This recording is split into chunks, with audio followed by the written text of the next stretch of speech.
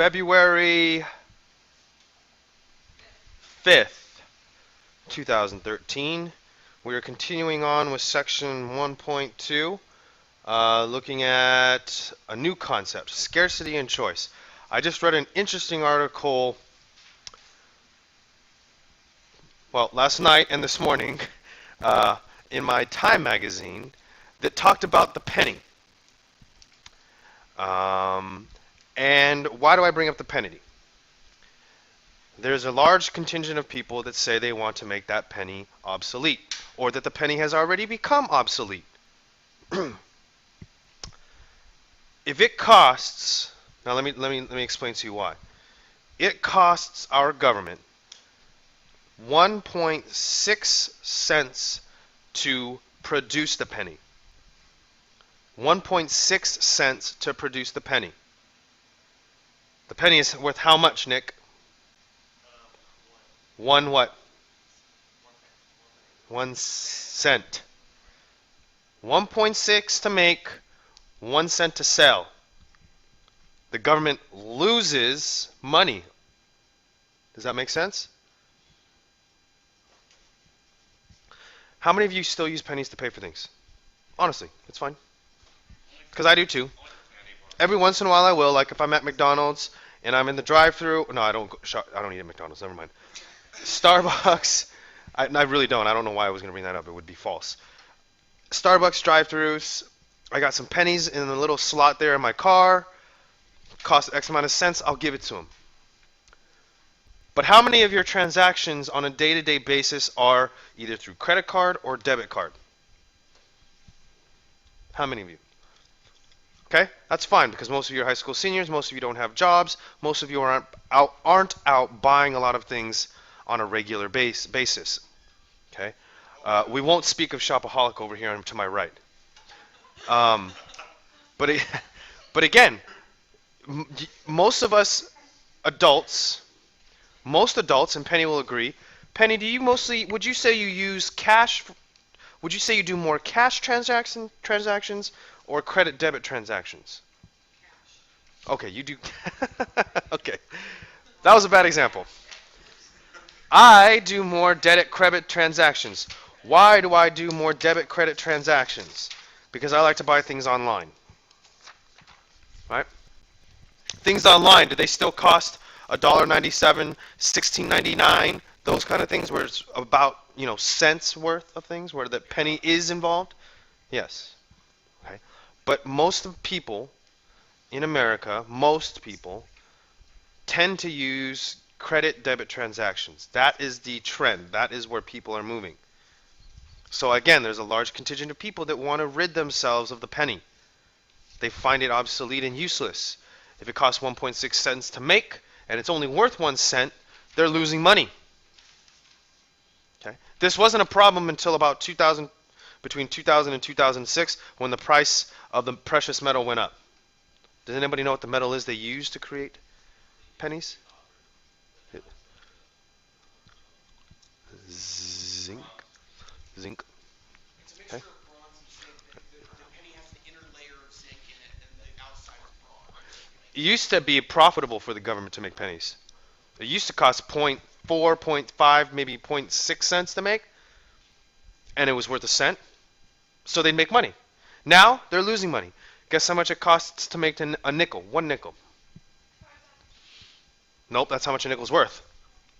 Well, I mean, that's not a bad guess, but how much do you think a nickel costs to make? Eddie? 5 pennies? 5 cents, you mean? No. She just said that. No. Come on. 2 cents to make a nickel. What do you think? Guess. 15 cents. 3 cents. 4 cents. You say 10 cents. You say 5.2 cents. 10 cents. 4.1 cents. And Angie said 5 cents. It costs 10 cents to make a nickel. 10 cents to make a nickel. Is the government... Okay, yes, you got it right. Good guess. The point is this. The government's losing money on that. Okay, that's the argument for getting rid of these kind of coins, right? They become obsolete. What is it going to do for consumers? Well, it goes into choices, right? Producers or people that sell things have to now make choices, okay? No longer can they say my item is $1.59. This is we're speaking in terms if they got rid of the penny or if they got rid of the nickel. Well, let's talk about just the penny first. They got rid of the penny. It'd be very difficult for you to say, Alex, if you were selling candy, that my candy bar is $1.59. No longer would you be able to sell that. Jackie would come into his store to buy his candy, and she'd say, okay, well, let's figure this out. It can't be $1.59 because pennies don't exist anymore. So what are we going to do? You'd either have to round up or round down. He goes up. She says, no, I'm not going to pay $1.60. Right? Alex says, get out of my store. We've just had a stalemate. He's not selling. She's not buying. Right? That is the problem that people say, or that is the opposite side of getting rid of the penny, saying that's going to be the difficult part, the difficult transition, is that it's going to be hard for people that are selling things and people that are buying things, consumers and producers, to make choices. What kind of choices are you going to make? Are you going to go down to $1.55, or are you going to go up to $1.60? Is the buyer willing to pay $1.60, or are they really going to fight for that $1.55?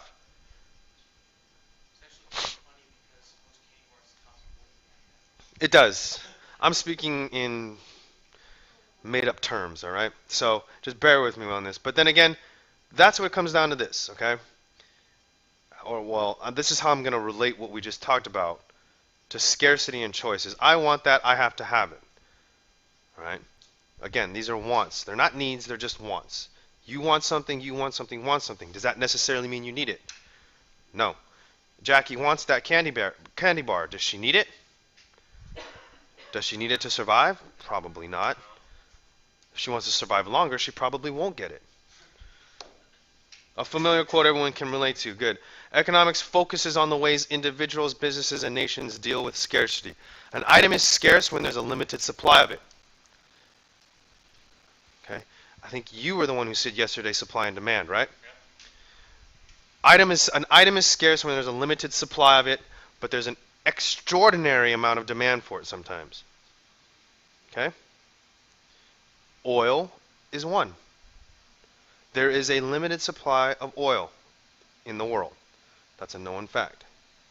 There is an extraordinary demand for it. Therefore, we consider that item scarce.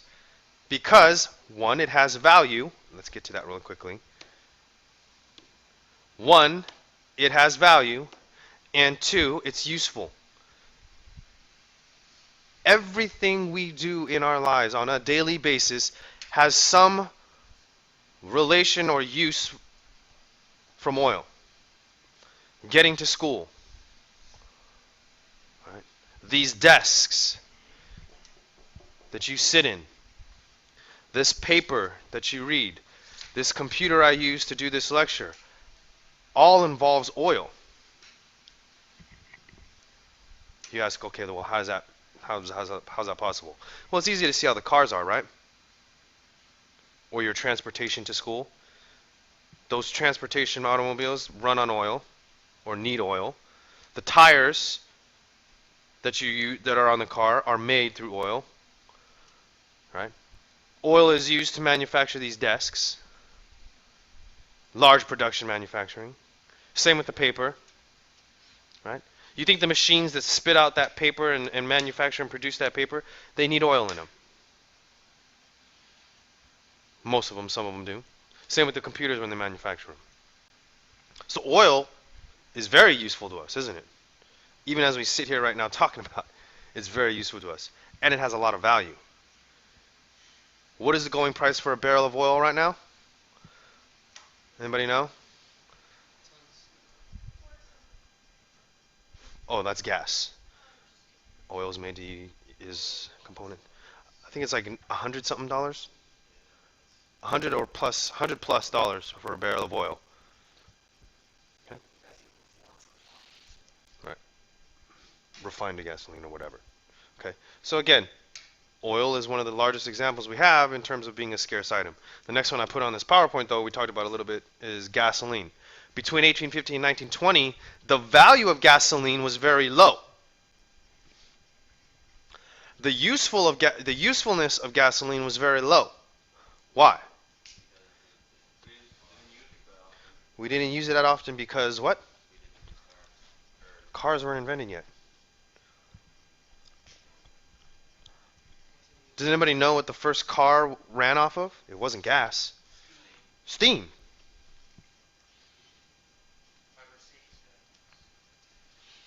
Okay. Now, there was or during that time, not now, during that time, there was a large supply of gasoline. But now it's scarce.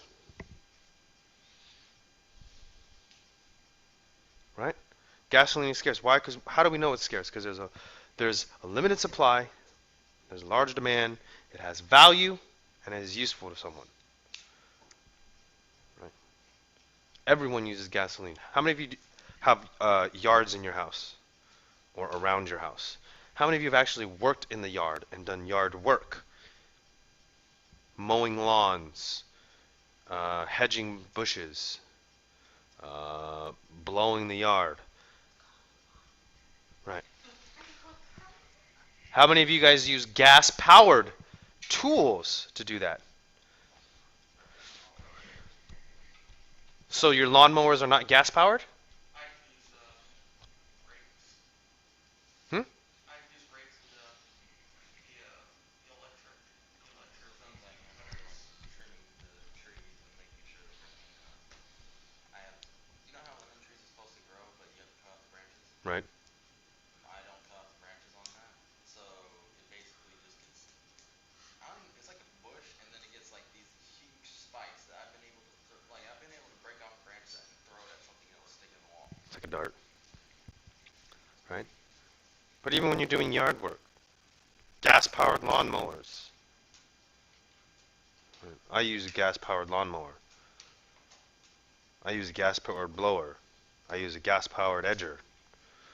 I do use an electric hedger.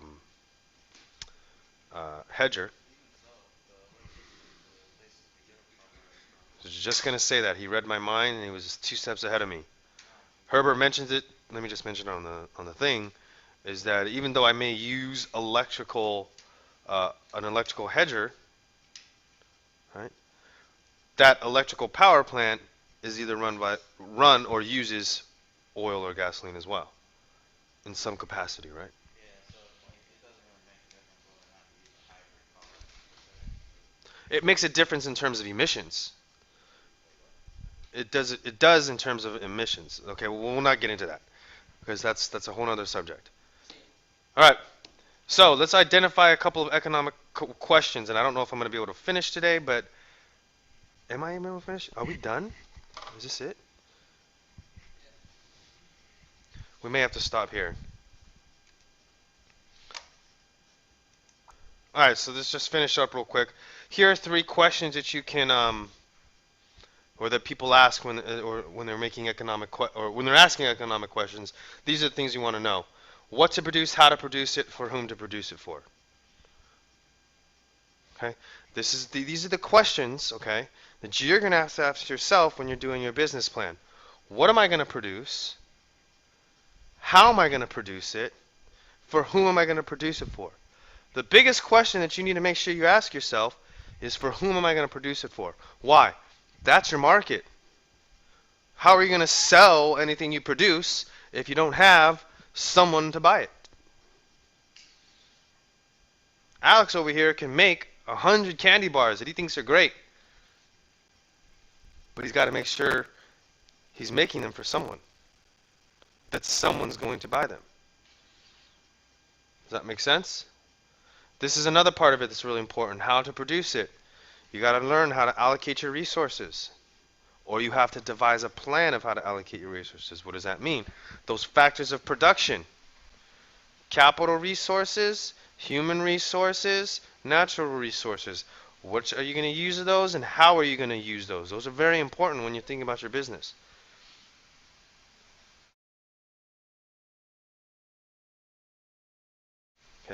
Even startup internet companies have to think about these things.